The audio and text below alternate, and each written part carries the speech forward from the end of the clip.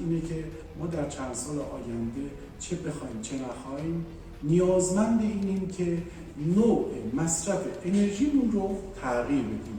ما مجبوریم که این کارو بکنیم. در نتیجه در چند سال آینده یکی از بهترین مشاغل میتونه شغل آشنایی با انرژی های تجدیدپذیر باشه. نیروهای تزریق شبکه یا اندروید تقریبا باید ببینیم چند متر فضا میخواد و چه مقدار هزینه میخوایم، تولید ماهیانش، درآمد ماهیانش چه مقدار. ما در مجتمع فنی آموزشی کسری اومدیم از آخرین تکنولوژی استفاده کردیم. از مقطع متوسطه تا مقطع دکترا میتونیم اینجا آموزش بدیم.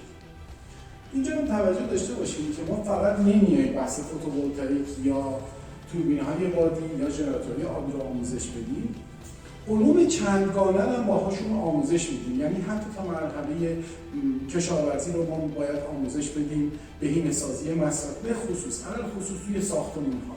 الان بحث زیرو انرژی هستش در ساختمان‌ها و ساختمان‌های سرس. این خیلی مورد اهمیته و یه بحث بسیار بسیار گسترده‌ای رو داره که دوستان میتونن از این علوم استفاده ببرن.